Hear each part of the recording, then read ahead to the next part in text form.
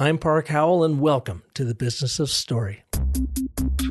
I thought it was just a stupid picture of a pig in the ocean. But after hearing that story, I had to have it. Now I wasn't just buying a picture, I was buying a story. Story literally made the picture worth more money to me. That's what businesses are about. People buy brands, people buy stories much more than anything else. I work with a lot of big enterprise companies, but let's just say I always tell folks, drop the PowerPoint, close your laptops, start with your story. If you want people to get engaged and you want people to act, you have to tell them an emotionally powerful story. That's with great characters, it's with uncertain outcomes, and it's with high stakes and drama. All business strategy is a story.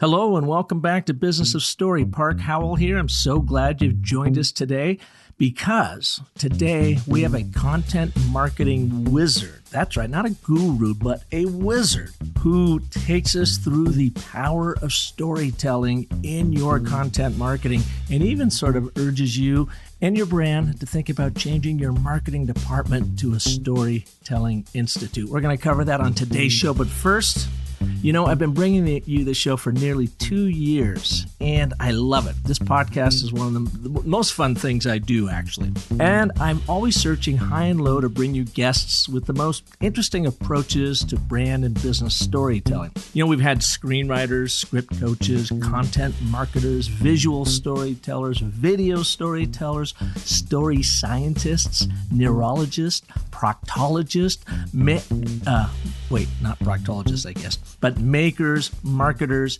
experts at audience personas and customer journeys, political pundits, and brand raconteurs. And we're still bringing you top minds to help you craft and tell compelling brand stories that sell. That's my whole goal here. My other goal is to bring you people that you just can't find anywhere else. And I'd love to hear how it's working for you. Please send me a note to park@businessofstory.com and let me know what's working, what more you would like to learn about in business storytelling, and how I can improve the show. And if you have a guest that you think would be particularly good on the show, please let me know again at park@businessofstory.com. And while you're at it, tell me your story. I'd love to hear you are putting business storytelling to work for you. All right. On today's show, we've got a guest that has us covered in storytelling from music to Hollywood, to creating stories for the largest brands. He's sought-after social content marketing strategist, speaker, author, and conspirator of business success, Robert Rose. He joins us all the way from LA. Robert is the Chief Strategy Officer for the Content Advisory, the consulting and education group for the Content Marketing Institute. He co-hosts This Old Marketing podcast with Joe Pulizzi, founder of the Content Marketing Institute. He also co-wrote a book with Joe called Managing Content Marketing, widely considered the owner's manual of the content marketing process. Robert has helped develop content and customer experience strategies for large enterprises such as Oracle, the Bill and Melinda Gates Foundation, Allstate Insurance, Microsoft, Capital One, AT&T, Petco, and UPS. I mean, the list just keeps going. On today's show, Robert explores why it's more important now than ever to transform your marketing department into a storytelling institute and how you can do it. We'll also look at the biggest mistake most people make when they approach their content marketing and why you should move your advertising, marketing, and sales content from featuring adverbs to focusing on adventures if you want to move your audiences to action. And who doesn't? So let's get started right now. Please welcome Robert Rose to the Business of Story. Robert, welcome to the show. Thank you so much for having me. I'm so excited to be here. Well, you know, the one thing that I really love about doing a podcast is you get to meet at least the voices of so many people from around the world. And I've been following your work. You know, I had Joe Pulizzi on here about a year ago, and you kept popping up. And I was heading over to Social Media Marketing World last week where I did a Business of Story workshop, and Lisa Leffler and I were chatting, and I said, we really need to get Robert on the show. Do you know him by chance? And boom, next thing you know, you accepted the invite. and it's awesome to have you here. It is so great to be here. I have been a fan of the podcast for a long time, and you stole my title, so you have that going for you. So it's just a fantastic title, and of course, a fantastic show as well. Well, thank you. I must give a nod to Jay Baer, because when we first put the whole show together and I was distributing it through Convince and Convert, we were talking about what to call it, and he just said, "How about Business of Story?" And I said, "Okay, done." So Done. I Love wish it. I could take credit, but I got to hand that off to Jay. Yeah.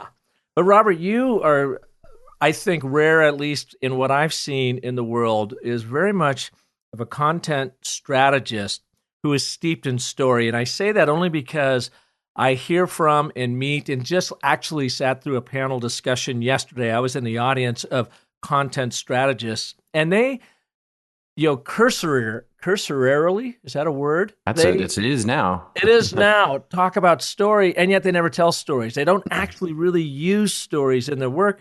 But you have quite a different approach than somebody who's actually steeped in it. Joseph Campbell, The Hero's Journey.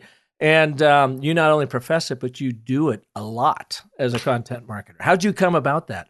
So by hook or by crook is probably the shortest way to answer that. But the way as it turns out, I come out of university with an English literature degree, which you can do two things with an English literature degree. You can actually teach English, or you can become a marketing person, and the latter pays better. And the thing is, I moved out to Los Angeles. When I did, I came out to write screenplays and become a writer. And so I of course studied it. I had screenwriting teachers, I had writing coaches, I had, and it was really my business for a number of years while I was here.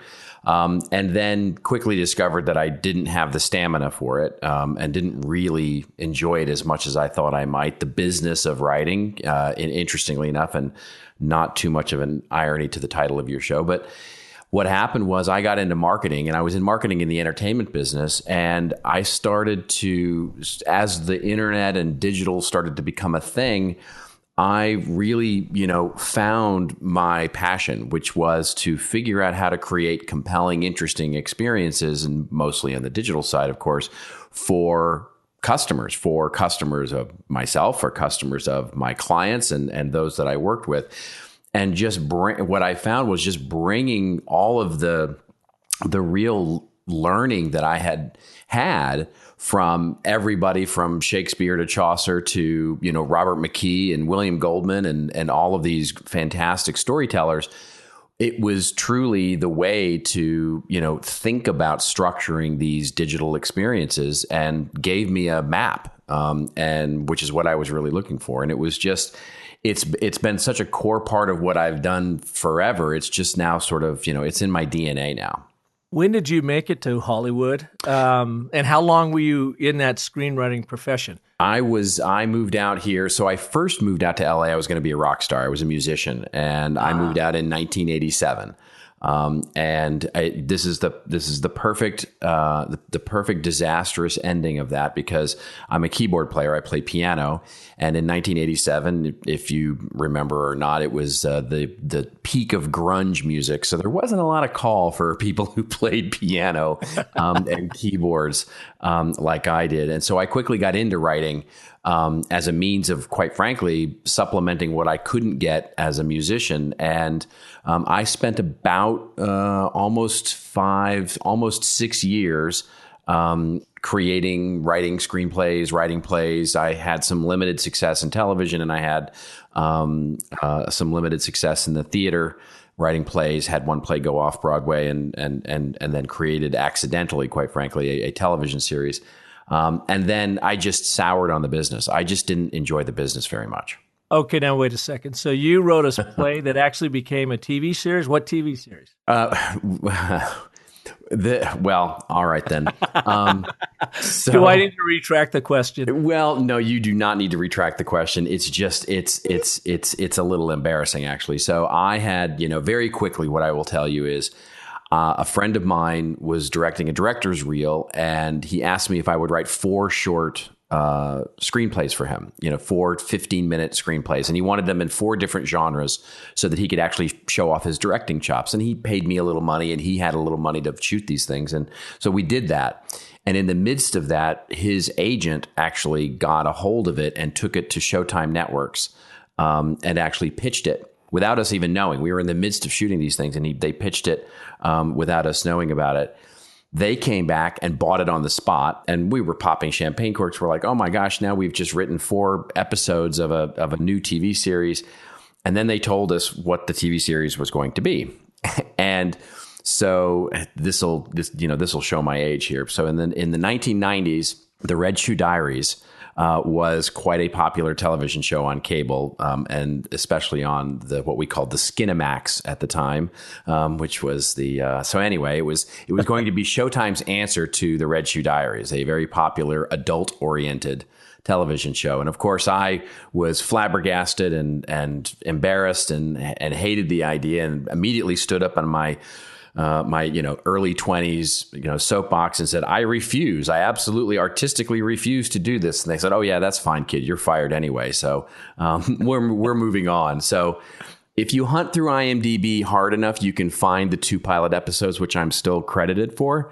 But other than that, there is no reason for me to tell you where to find it or how to watch it. And what is it called? It was called Love Streets. Love Street. I can't even believe I'm telling you this. Yes, it was called Love Streets. Yeah. Well, that's what we do here at Business of Story, is we like to just drill down to the ugly truth of all. Yeah, you'll find it. It's there. It does exist. It's very difficult to find, thankfully, to Google. Yeah. But if you Google Fluid enough, you'll find it. So then how did you move from Hollywood and being a rock star? By the way, I love the story about grunge rock and not a lot of keyboardists in it. You know who really did a heck of a job of taking advantage of a keyboard in the grunge world is Ben Folds. Oh, you are absolutely right. And an amazing keyboardist he is too. So and he talks about it. I got a chance to sit in one of his sound checks and master classes, and went to a show in Anaheim in October. My son Parker and I went, and it was so much fun. I mean, I was such a groupie. I got a picture with him up at the piano. But he talks about, he was a young piano player, keyboardist, early 90s on the stage, and he was the only guy that would show up to a bar with a grand piano. And he would have to roll it in and set it up. He said people would make fun of him. Bartenders would yell at him.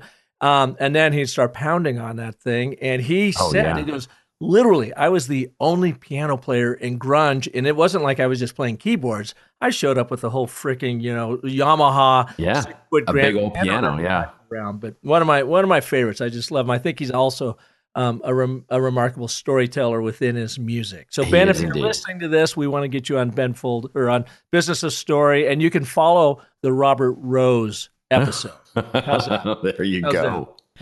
All right. So fast forward, you're in this world, and you've got the music chops. Ironically enough, I graduated with a degree in music composition and theory. I too am a piano player. But I got to tell you, I have the worst stage fright. I cannot play in front of people. And my wife, Michelle, will say, you can get up in front of 800 people and talk about storytelling and go on for hours, and yet you can't play for one stranger in our living room. I said, no, I can't. I hate it.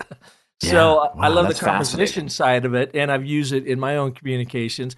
Hollywood, of course, is fascinating to me because our middle son went to Chapman, and he's in Hollywood as a motion designer and filmmaker. And so I learned a lot about story, and Joseph Campbell, Blake Snyder, Save the Cat, used his 15 beats in creating a conference presentation, some other things. So how did you move through this world, music, movies, and into content marketing? So what happened was I was in the midst of doing writing here in Hollywood and trying to make a living out of it, and it's a very difficult thing to do to actually make any money at it. And I ended up getting a job at Showtime Networks because I was there a lot. And the marketing team hired me, and I will tell you, to this day, it's the best job I've ever had. Mm-hmm. That I learned more about marketing in basically almost 2 years. It was about 2 years that I was there.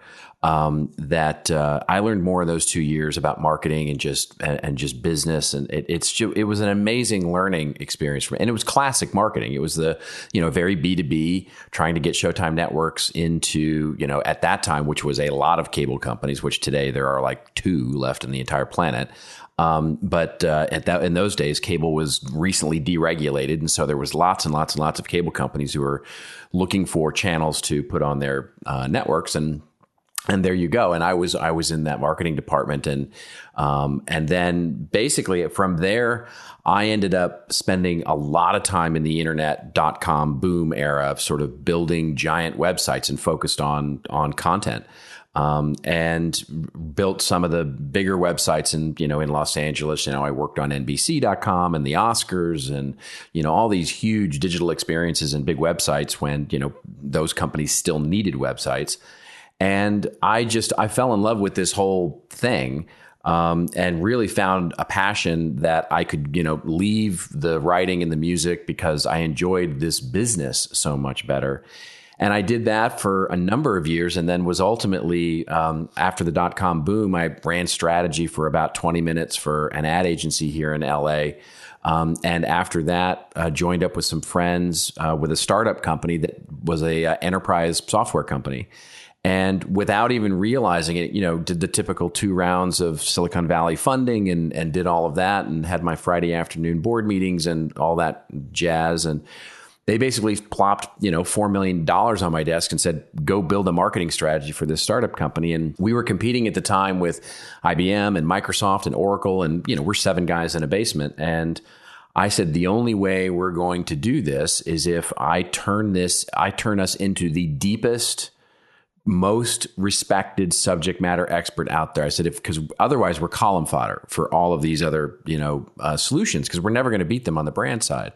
So I built a media company within the startup. I hired designers and writers and multimedia producers, and I built us a thought leadership content engine.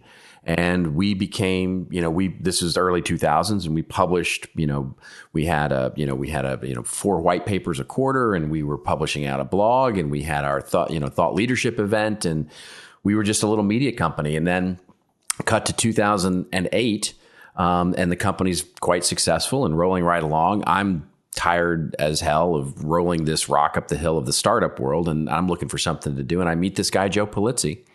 And we're out on the speaking circuit together talking about content marketing. And I'm giving basically the same speech he is, which is, extolling the virtues of turning your marketing department into a media department. And he and I had dinner and got along just famously from the minute one. And he said, hey, if you're ever done with that startup thing, we should work together. And I said, well, funny you should mention that. And that was really the beginning of my involvement with CMI. It's interesting. So your world as a musician moving into Hollywood, working through marketing at Showtime really was like the perfect worlds converging together to really lead this change of going from marketing to media, from marketing department to media department. It's exactly right. It was a perfect sort of confluence of stuff. Now, I'm skipping over all of the pain and anguish of the dot-com boom there. There was a lot of long nights and trial and tribulation and stuff like that, and getting yelled at a lot by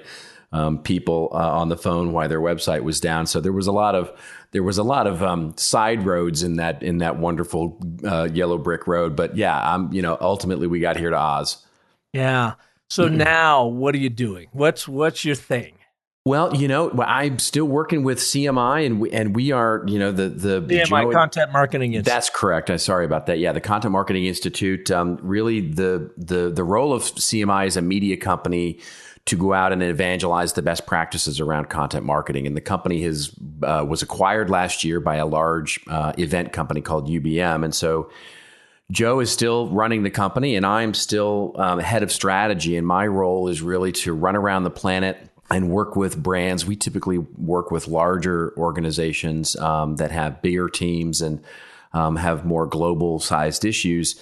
But it's really to help them operationalize this whole content thing, right? So as I like to say, I like to transform marketing departments into storytelling departments and helping them figure out the strategic use of content, not just, these random acts of content as sort of alternative collateral material types of things. And I like to say I go in and fix content marketing, because most of the companies I'm working with now are doing it and doing it, in a way that is working but not scaling and not really, and they're struggling with it. And so I go in and fix that for brands. And that's and then in addition to that, I run all the curriculum and teach and write, books. Joe and our next book is coming out in September, and it's really just around evangelizing this and helping companies operationalize this idea of content marketing. So you are kind of that producer director that goes into brands and say, all right, let's move this out of marketing into media, and let's figure out how, I suppose, find the stories, truly understand our audiences, and figure out where are we going to share these stories. It's a great point. It's really the function that lies underneath it, right? And so, I don't go into any businesses and talk about how I will tell. As I like to say, I'm not there to tell their story. I'm there to help them tell it a little better. Mm-hmm. And so it's really helping them figure out, just as you said, the places they can tell it, the processes by which they can tell it within their organization, the training of the people to tell it, and ultimately how they're going to measure it as a business asset, and something that they do that can actually provide value to the organization. What's the biggest mistake that you see, across clients and brands in their marketing department? Or what's that first thing you have to fix to get them heading in the right direction? In fact, just before we went on air, I was reading a blog post, and it's still the biggest mistake that companies make, and it's one that comes honestly, which is we still look at content as an alternative form of advertising or collateral material. And this blog post I was reading, which is just, annoyingly, wrong about what content marketing should be, starts to say, well, content is really just a way to, push out your story about your product or service. And it's like, no, that's just no. And what happens is that content starts up usually organically in a business, and they start producing white papers and blogs and infographics and tweets and, assets, what are commonly called assets.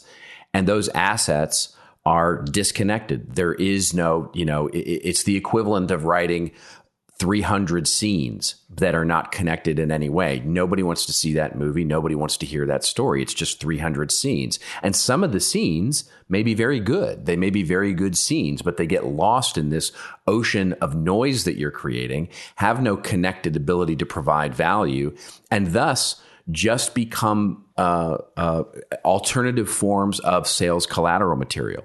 So I usually go in, and the first thing I'm working with them to fix is looking at content as a strategy across a long-term ability to create something of value, something that will build an audience, build those strategic initiatives, those platforms that will help you tell your story that delivers value over time, and build that audience so that you get the value of all the content you're creating, not just the individual assets that you're creating.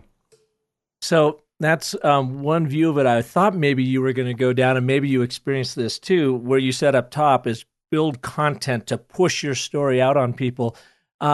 It's really about understanding what your audience is in need of. And so you're not pushing your story on it, you're pushing value, or you're promoting value within your thought leadership, your knowledge, the industry with what you're in, but you're really writing and creating content from your audience's point of view, not the brand's point of view. That's exactly right. It's as I like to say, it's delivering value that is separate and discrete from your product and service, right? It is the content is valuable. We are taught as marketers. I was, because by the way, when I went to go work for Showtime, I immersed myself and still consider myself to some degree a historian and passionate lover of the practice of marketing. So I went and immersed myself in Philip Kotler and went and got an education and got steeped in the history of marketing. And we are trained as marketers to describe value. That's what we do. The 4 P's are the quintessential idea of describing the value of product or service. We promote it. It's our product. We place it and we price it. It is description of the value. And we're good at it, right? We can put adjectives in front of nouns and we can, talk about synergies and paradigms and all sorts of stuff. And we're good at it. We can do those things well.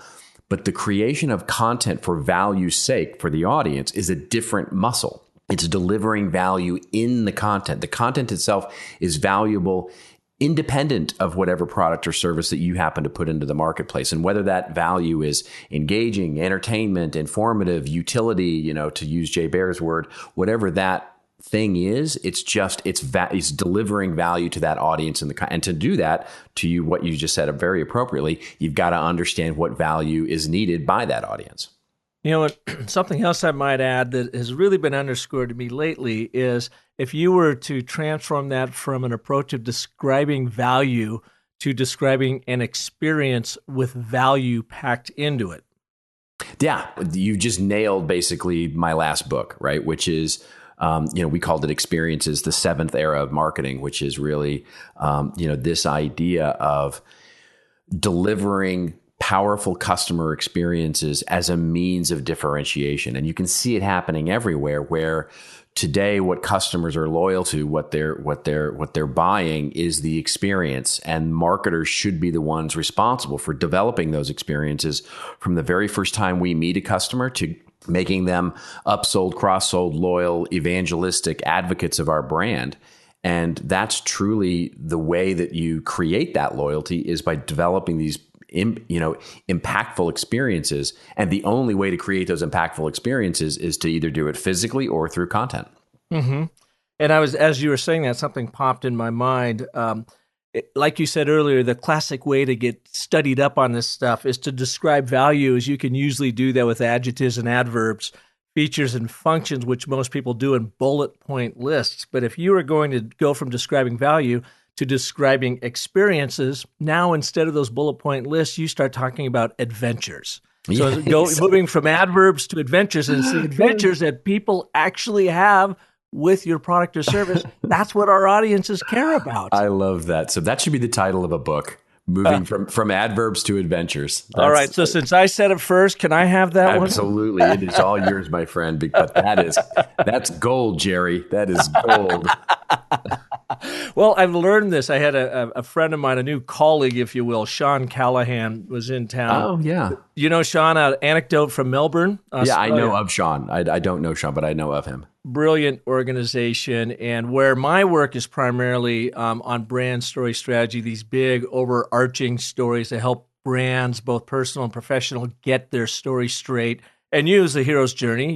We call it the story cycle. It's in 10 steps. Yep. It's a wonderful way to humanize a brand and get them to understanding it. What Sean does with Anecdote, and now I'm a certified provider of what they do, is to find these little stories, these little moments, these aha happenings within side brands that come from their employees and customers and shareholders and stakeholders that support the overall brand story. And what was so underscored to me in the 3 days of the masterclass I had with him, it was just amazing what I learned in this process, is it truly is moving from that adverb to that adventure. It's not about what you make, but what you make happen in the lives of your audiences. And once you start thinking about that, you automatically start thinking in story. You get away from bullets and you start thinking in story.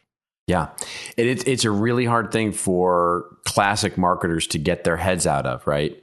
It's, I've been using some techniques and I absolutely love what Sean is doing. And it's that is truly the exercising that muscle for marketers is such an important thing to do, because forever, in classically trained marketing, to the just sort of pressure that we have today as marketers to provide with results, it is really hard to get out of our own way and to not think inside looking out. There's so many times when I'll talk to a brand and I'll say, tell me about your content marketing strategy, tell me about your content marketing. And they'll go, well, what we really need is our customers to understand that we're innovative. And I'll say, no, they don't. They do not need to understand that. You need them to understand that, but they do not need to understand that. You need them to, it's not about what you need to tell them. It's about what they want to hear. And just getting them out of that sort of perspective is there. You can just see the lights go on and go, oh, right. It's not about us. It's not, it is not about us. It is about them and figuring out what that core value is that we can deliver to them that can demonstrate, as I'm sure you've been told a million times and I've been told a million times, don't tell me, show me. Exactly. How do you get that to flip in marketers' minds? And now, again, you are working with truly professional storytellers, people that are paid to communicate and therefore are storytellers, yet they're not using story because they have it coached out of them, educated out of them, or at least silenced within them. What does it take for you to share with them to get that light to go on, to get that wholesale switch from it's not about me, it's about them, and it's not about features, but it's about the story that I'm trying to share with them? Yeah, it's two things, and it's funny because they're professional marketers, but they're rarely professional storytellers, right? Yeah. They have to come to that, and the two things that sort of flip it are, one, how much more ceiling, runway, whatever metaphor you like, you have when you get out of your own way and you actually look at the value of the, of what the customer wants. In other words, how many more things you can create, how much bigger your world is when you get out of yours. And it's a really fascinating thing to start to look at when you say, look, here's what we typically do with personas, for example. We look at those personas and this is how they buy our product and this is how they use our product and this is what they think of our product and this is what they think of our brand. And so let's figure out something that overcomes those challenges. And if you say, no, stop that.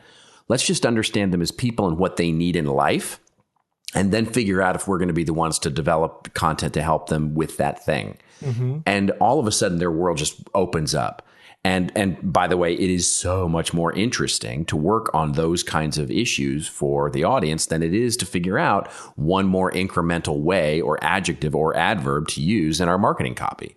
And the second thing is really showing them the results, right? Just showing them how much more likely people are to resonate with content that is valuable because the content is valuable, a story, rather than ad copy or marketing copy or feature copy. And by the way, I love advertising. I'm the guy who doesn't pass forward through commercials. I'm the guy who when you get in the airplane seat and there are ads torn out of the airline magazine, that's me. I love advertising. I come out of that world and I absolutely adore the practice of advertising and marketing and classic marketing. It's just that there's something else there too.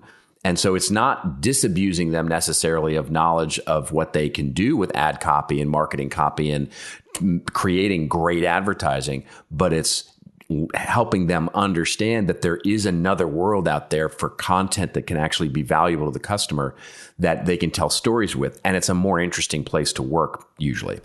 Do you have an example, and you can change the name to protect the innocent and or guilty if you like, of a time where you were able to do this wholesale change and a client had that aha moment of, oh my God, we've just been talking about me, features and functions, and then they applied story and valuable content and the impact it made for them? Sure, I'll tell you this. I mean, I have many, as you might expect, but the one that's coming leaping to mind as you were just asking the question is a financial services company that I've been working with for some time, and this is a company that, quite frankly, it's a very, very large institutional financial services company. So, read into that regulation and strict compliance rules and all sorts of things. And the interesting thing for them was they had marketing, but they had put so many restrictions on themselves over the years that had sort of built up that the marketing that they were doing was really just, very just, quite frankly, plain, just the facts, just the facts, ma'am, right? Here's what we do. We think it's really interesting and good, and you should too. And here's our website, and here's our advertising. And they weren't really even very good marketers, much less, content marketers and storytellers. So we started working with them and starting talking to them about how to transform and start looking at the audience and creating value and those kinds of things. And you could see the sort of the fire in the belly of marketing start to emerge a little bit. And as we started getting into, let's create an expression of this, and for them, it ended up being a digital magazine that they created for financial advisors. And we've really kept a strong firewall, and even to the point that there was a physical thing, like it was completely outsourced. We built the website in a separate server in a separate company, and it was very, very separated from the rest of the organization, just so they could test this thing. And they built this they put good money and they put good investment into the people and the talent, and they created an amazing digital magazine, which the stories within that had nothing to do with the company. It had nothing to do with their product or service, but had everything to do with helping these financial advisors get more out of life. It wasn't even just, by the way, it wasn't about stock investing or in investment strategies. It was about how do you get more out of life? How do you read more books? How do you get more art in your life? What movies you should go watch? What theater you should be seeing? Because the whole idea was these big financial advisors were so busy in their jobs, they didn't really know how to be good at life. And that was sort of their overall brand goal anyway, was to help their customers be good at life. And this thing just delivered on that promise like nobody's business. And all of a sudden, after it launched, it became the number one sales tool for their sales guys. Loved this stuff because it was content that would actually give them an excuse to go to lunch or to have a conversation or to actually take a meeting. And so they weren't in there talking with their customers about how to sell them more stuff. They were in there talking to them about this really cool article about theater or something like that, brought to you by so-and-so. And they could have a wonderful conversation and connect as humans. And it's just it's an amazing success story. So this weird little digital magazine has now become their number one sales tool. Well, it's kind of like Oprah meets Financial Times.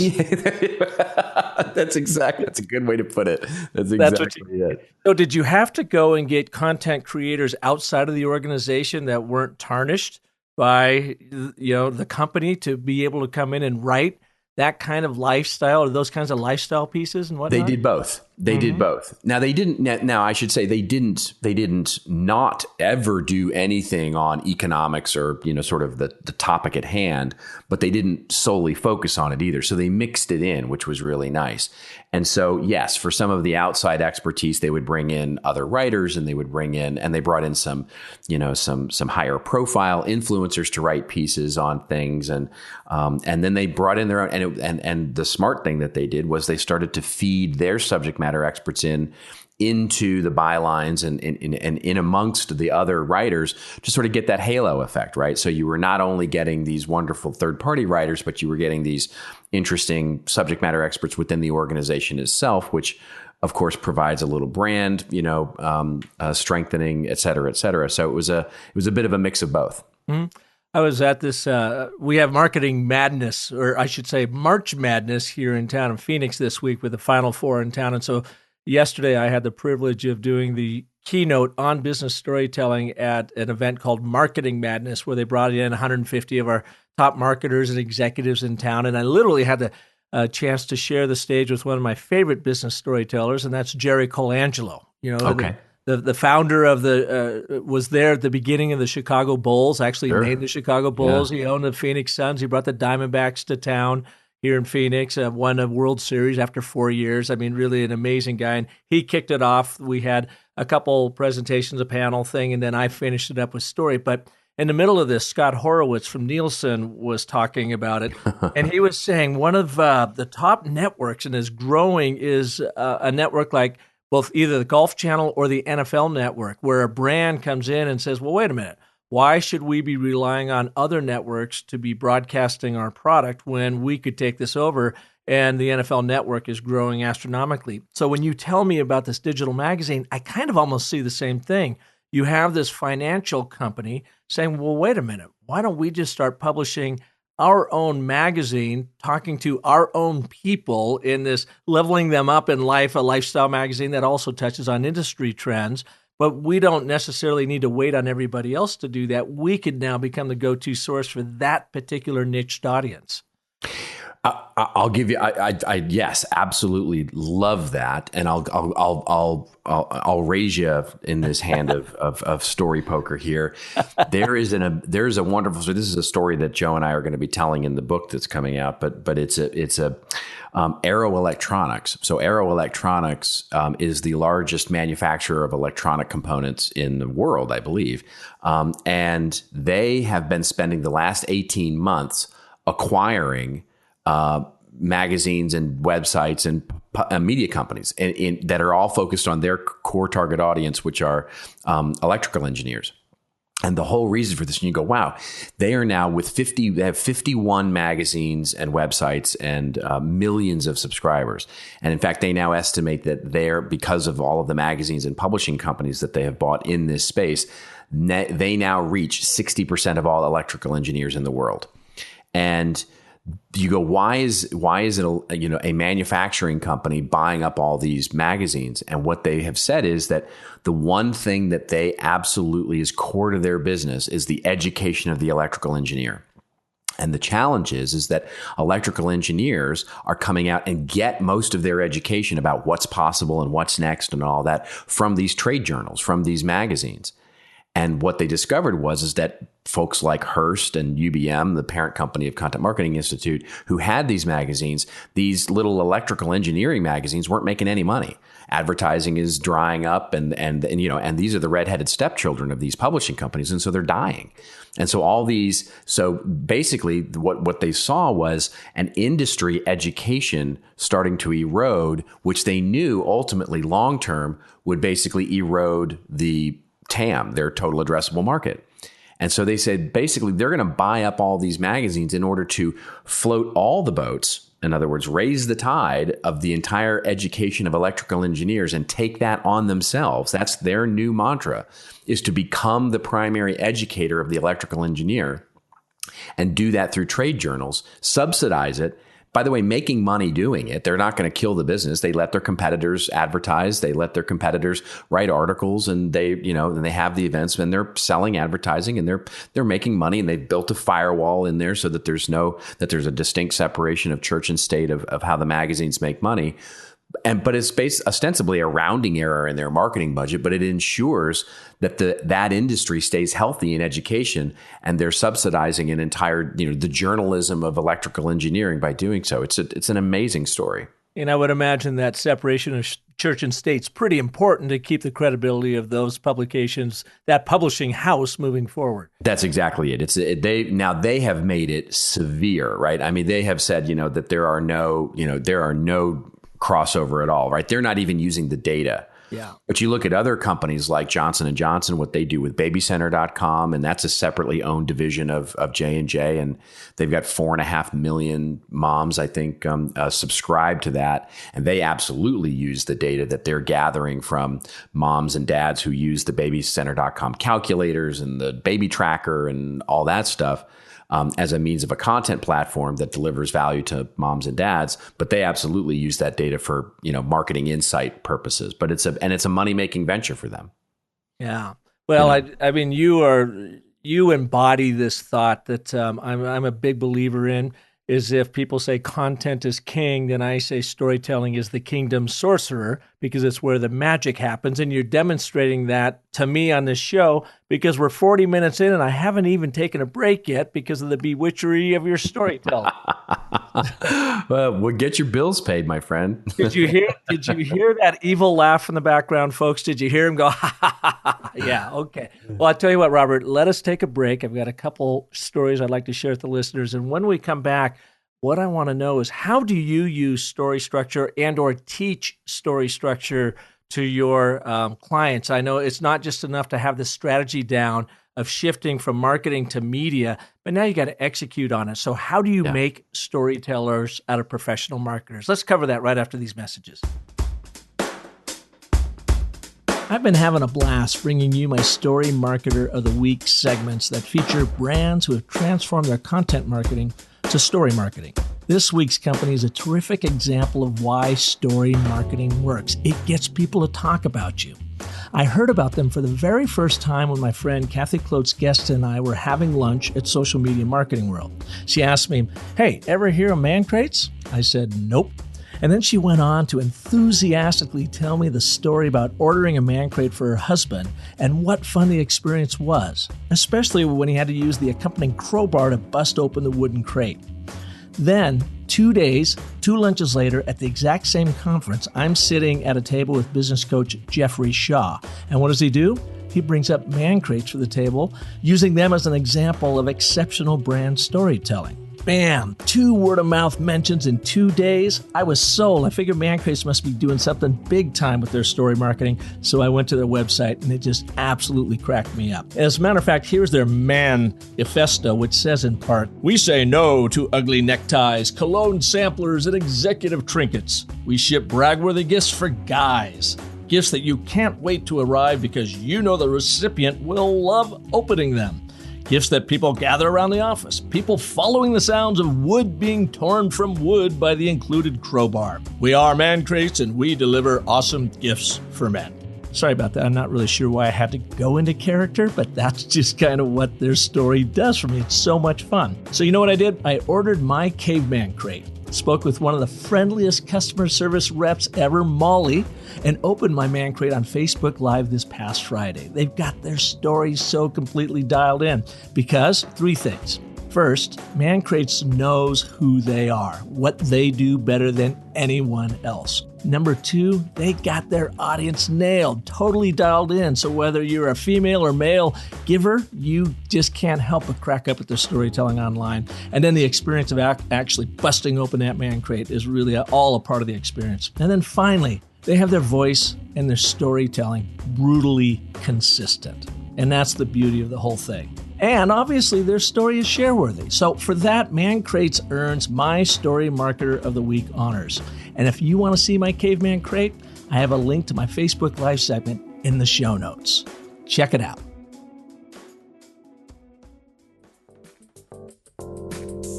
I can't thank you enough for listening to my Business of Story podcast.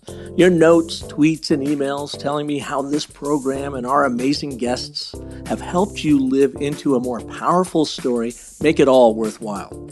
And yet, coming to you in audio only is the most one-dimensional way I can imagine to reignite within you the one true superpower we all possess, storytelling. So, picture me with you live. That's right, I consult, teach, coach, and speak on the power of story marketing, and I'm ready to do this for you and your people. You can book me for keynotes and workshops, brand story strategy consulting, and live webinars. You can also join me for free every Friday morning at 10 a.m. Mountain Standard Time on Facebook Live. During my weekly show, I review the smart story marketers who are making an impact every day with their business storytelling. I take you through an element of the story cycle system that you can immediately apply to your brand story. And I offer up a free tool, tip, or technique that will help you clarify your brand story and rise above the noise of the attention economy. Just follow me on Facebook or join our private group called the Business of Story Raconteurs. We'd love to have you be a part of our story marketing family. So let me help you get your story on by visiting my speaker page at businessofstory.com and start crafting and telling compelling stories that sell.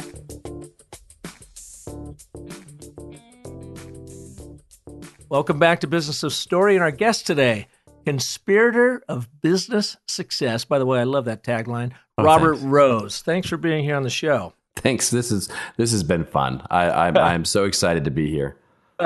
Well, we were talking earlier, you were in the middle of Hollywood and writing screenplays and working for Showtime marketing and that sort of thing. And I was living vicariously through our son, Parker Howell, and reading his books after he was done with them from Chapman U.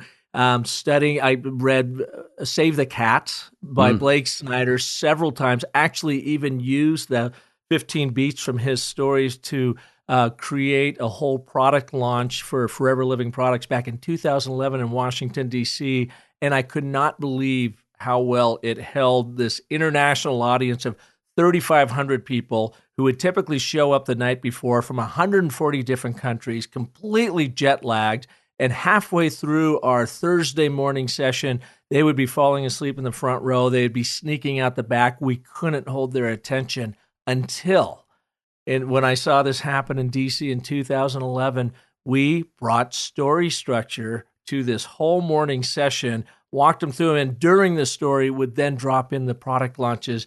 We didn't lose a soul. We had no one falling asleep. And afterwards, we had people come up and say, that was the best rollout I'd ever seen. And Robert, this is when I was still kind of a newbie of trying to figure out how to use story in our work. And the thing that was underscored to me was the universal bewitchery of story. In that, I want to also mention that from the stage, I was running this whole thing, and I was the MC of it. And they were translating it in 10 different languages real time. So you can just imagine the lack of understanding of what I was saying or really connecting it. Yet there was something about this story structure that they could follow, whether they were hearing and getting everything or not, that kept them in their seats. And so we've used that ever since. We've used it, boiled it down to our 10-step story cycle process. I know you were really big with the hero's journey, which can be complex. It's hard to teach people to get them.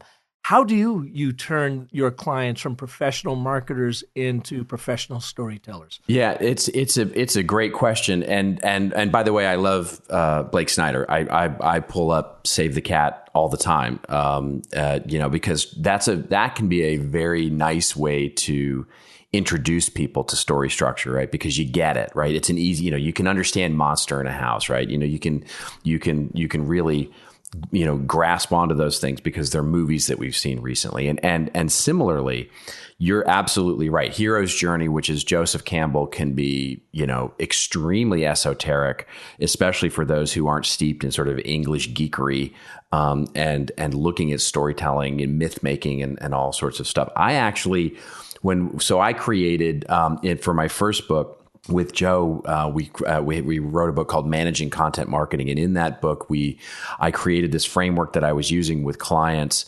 around the hero's journey to help them understand how to structure content better, whether it be a strategy or a blog post or a white paper or a magazine or something like that. Just in general, a framework for them to use, and I ended up using a variant. There's a guy by the name of Christopher Vogler who you've probably heard of. He's the one that really revealed the hero's journey to Hollywood. You've seen his famous fax that went out, fax literally before email. That's exactly right. And said, hey, do you realize all you knuckleheads out there that are doing great stuff are kind of following this same thing? And yes. It was a big aha moment. So, yeah. It's exactly right. And so he has a book called The Writer's Journey, which has been done. There's a few editions of it now out. I've got a dog-eared version of it that I've bought in the mid-'90s, still sitting here on my desk. And it's just a great book. And just to your point, it consumerizes basically the hero's journey into something that you can really understand. And I use that basically to construct what I call the brand hero's journey, to really just show people, marketers, when you're creating content, where the focus should be, where you should be solving for problems, and how, introducing them to the 3-act structure, and really introducing them to how the 3-act structure can play with the hero's journey and where your beats should be in a piece of content. For example, from a B2B perspective, there's a great one, which is, I call it Introduction to the Ordinary World, which, so this is meeting your character in the ordinary world. And you can think of the classic introduction to The Wizard of Oz or the Indiana Jones, or really any movie you like that's got a big adventure theme to it. And in Wizard of Oz, we meet Dorothy in literally a black and white world where she's longing to get out of it.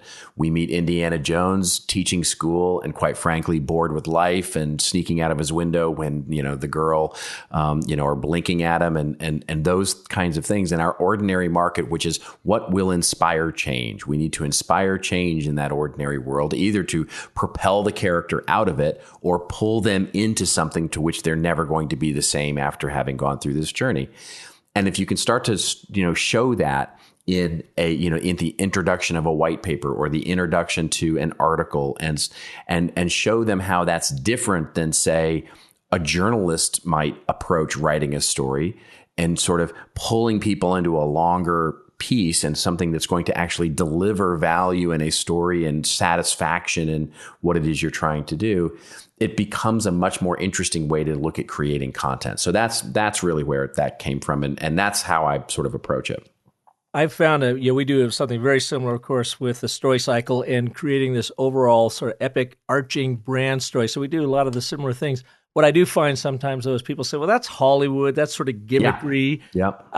And I point to, well, it's not really gimmickry because you can look at this, emerging out of Aristotle's work or the Apostles. I mean, for the Bible is filled with the hero's journey. So this is kind of this universal template to story, if you will, that for whatever reason, our subconscious and our reptilian brain loves, because I think we use it as simply a learning device. And that's what's gotten us from caveman to putting people on the moon to sending, probes to Mars, and all the amazing advancements that we have had in between is not because of the data, but because of the drama and what we learn from that. It's one of the, and so it's such a great point because, I've had CEOs from B2B manufacturing companies come up to me and go, don't tell me about the wooey wah wah Hollywood stuff. That's, and I'd say, look, hold on, let me just back this out for you. And just let's talk about story for a second and why this is important for your people to understand this. Something that a screenwriter, so I studied with Robert McKee for a little bit, and Robert McKee has a great book called Story, by the way, for your listeners who want to get into this. One of my screenwriting professors used to say to me, and one of my English professors used to say, a story is nothing but an argument. And an argument told in a wonderful, engaging, informative, and quite frankly, irrefutable way. The more irrefutable the argument, the better the story. And so I said, when you're trying to argue for a point of view on the world, whether it's a thought leadership paper or whether you're trying to argue a brand or why what you do for a living, why what you do is so important for the world, it's an argument. And so you need to convince me of that argument. And the example I use is when you're talking in features and benefit, you're talking in plot. And so when I ask you what is the story of Star Wars, and you tell me it's about a young kid who joins a bunch of rebels to save the galaxy, I say that's features and benefits. That's a plot. When you tell me it's about a young kid who finds out that his faith in something bigger than him is the strongest of all forces in the world, that's a story. That's why this thing exists. It's an argument. Your point of view is that the force that he leads and finds and discovers is the biggest and most powerful thing in the universe. And that's a point of view on the world, and that's an argument that you now have to support. So find that argument and then structure it such in an entertaining and engaging way, and you'll manipulate people, quite frankly, better. And that's our jobs as marketers, is to manipulate people to get them to do what we want them to do. It's behavior change. And exactly. So use story for good and not evil. You can be equally powerful on either side. It can be used for both, for sure. Yeah. When I was working with Sean earlier this week, we also had a really smart guy by the name of Doug Keeley here. He's got a leadership program, Mark of a Leader, out of Toronto, and he was going through Sean's course too. So much fun. I mean, sitting around my conference room working with these international guys. I don't know why I missed this thing. It sounds like it was great. It was phenomenal. 3 days. I even got myself to stop multitasking and said, when do I have this chance? So I was just all in. But Doug outlined using story because he uses story in leadership development. And he's kind of a brander from the past, but really a brilliant producer of leadership content and that sort of thing. And I loved how he said this, Robert. He said, we use stories to change behavior. Yeah, that's the only thing that's going to change behavior. If you think about it, you got a 2-pack smoking a day guy, and the doctor says, hey, if you don't stop that, you've got a 10% chance of dying or 100% chance of dying in the next 10 years. He keeps smoking. But if he turns that into a story and says, what do you want? What's a big thing happening in the next 10 years of your life that you can anticipate? Well, I think my daughter's going to be getting married probably the next 7 or 8 years. And you say, do you want to be around for that? Well, of course I do. Then you should probably stop smoking. That's a story. So what he said, and I love this in leadership, is stories impact behavior. Yeah. Collective behavior impacts culture. And it's only culture that drives productivity. So in essence, that's exactly right. Stories drive productivity. Data doesn't. you got to turn it to drama. So I just love that. If you think about it in that simplest of a term, and that's kind of what you described right there between plot and story. But so many of us are stuck in plot. It's exactly right. As I like, there's one of the slides in my workshops when I give that little ranty speech. It's the words on the slide say, "Facts don't change beliefs." Yeah. You can have the entire World Book fact encyclopedia and you can use it and it won't change beliefs. You only change beliefs when you appeal to someone's emotion, when you actually get them to believe something. It's the classic, as I like to say, it's the classic Homer Simpson line. "Oh, honey, just because I understand doesn't mean I care." It's you've got to get people to care. You've got to appeal to their heart, not their head. Yeah. And we buy with our hearts. I mean, when was the last time you bought something because of the data? Yeah, exactly. Yeah. Right. Well, Robert, this has really been sensational, and I always put everybody on the spot at the end. So what are the 2 or 3 things that we can do right now to start applying it to our world, to storify what we do so that we can connect and move people to action? I think the number one thing that I would advise is start asking why a lot. One of the best ways to get out of your own head and to get into your customer's head is to ask why they would care. Anything that you would create, and I do this, it's a very simple exercise called the 5 Whys exercise. It came out of Six Sigma and ultimately became adopted by the Agile and Lean movement, and it all goes back to Deming. Basically, everything goes back to Deming. But the 5 Whys are a great way to get to the core of a story or not. Every time I write a blog post, every time I'm writing a piece of content or an article, I say, why does my customer care about this? Why does my audience care about this? Why do they care? And I ask it 5 times. And if I don't get to something deeper than where I started, it's not a good idea. And when you mean by that, you arrive at something first. Why do they care? Well, this is going to help drive their business. Okay, exactly. That's not specific. Why do they care enough. about that? Yeah. Why do they care about that? Why do they care about that? And sometimes it takes 5 whys, and sometimes it takes 2, and sometimes you never get there. And if I don't get to something deeper or more important, then I know that I'm only talking from inside.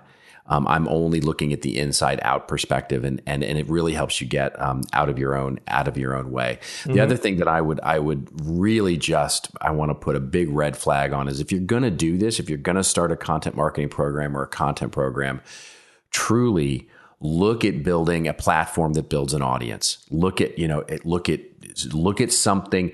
Every successful example of content marketing that you'll see out there, 90% of them, 99% of them, I don't know what the right number is, but generally speaking, they're all built around a platform that builds an audience.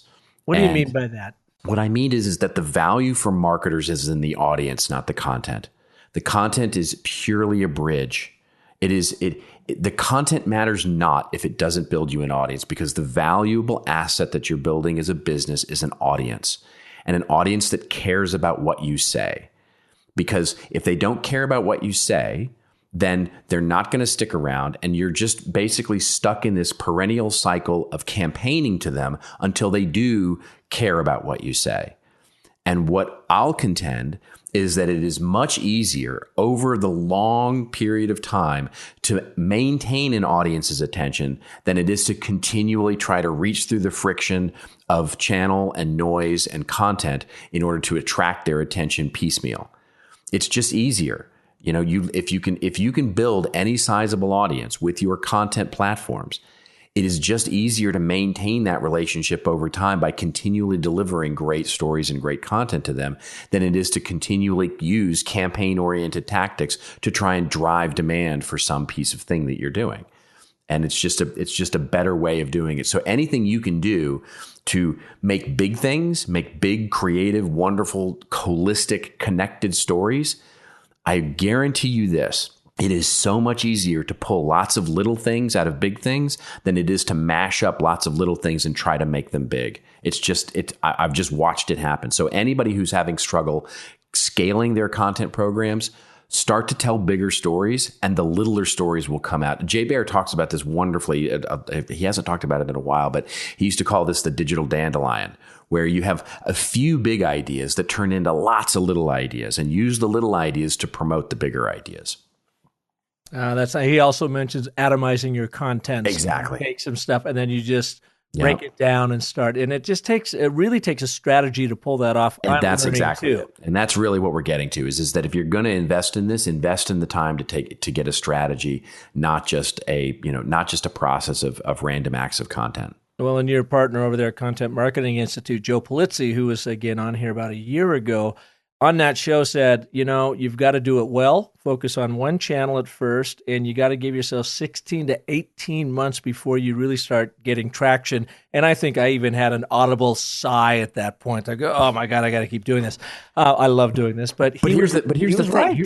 Here's the thing about that that's so interesting is that, yes, it does take 16 to 18 months, but that doesn't mean you don't recognize any success. Right. Until 18 months, if you succeed in building a platform that contributes to the business, during those 18 months, what you're doing is you're building an audience, and that audience provides value. It gives you insight into how to do other elements of your marketing better. It gives you a better marketing database. It gives you an easier to reach audience. It gives you more efficiencies in your media buys. There are multiple ways to draw value out of a subscribed audience that don't have anything to do with selling more product. But what's so interesting about it? It is the antithesis to how we are trained. Oh, of course. For sale this weekend only. A 13-week campaign. We got to hit them hard down and get them in. And it just doesn't work anymore. You have to have that long tail. That's exactly right. Which is why guys like you and I get to do this. Exactly. Well, Robert, conspirator of business success, by the way, I love that on your site at robertrose.net. Where can people learn more about you? And I would love to know a little bit about what your book is about coming out this fall. Well, thank you for that. So robertrose.net is probably the best place to learn about me. I also have a consultancy called contentadvisory.net where you can read some of the more professional oriented things about marketing and content strategy. And the book that Joe and I are writing that'll be due out in September, the title is called Killing Marketing. And it is basically looking at how we can evolve the entire practice of marketing around everything you've just listened to for the last hour, and basically talking about how to transform marketing from a cost center in the business to a profit center in the business. And if you look at what some of the examples I mentioned earlier, such as Arrow Electronics and Johnson & Johnson Baby Center, you can start to see marketing programs that actually deliver revenue and cost savings, and where marketing is actually acting as a profit center for the organization, not a cost center. And it all centers on storytelling. Well, I'm so glad you're not calling it From Adverbs to Adventures. Oh, yeah. Well, if you don't use it, my friend, trust me, that's going to get used because that's fantastic. Well, Robert, thank you so much for being here on Business of Story. I really appreciate your time. Absolutely my pleasure. Thanks for having me. All right. And thank you all for listening to this edition. Great to have you here. And of course, if you like what you're hearing, jump over to iTunes and let me know about it. Because when you do that, you let your world know about it, and we get to expand with our guests and share this great knowledge with the world. And of course, if I can be of service to you and your business storytelling work, please visit us at businessofstory.com. And until next Monday, when we will have another amazing story artist on here for you, have a wonderful life.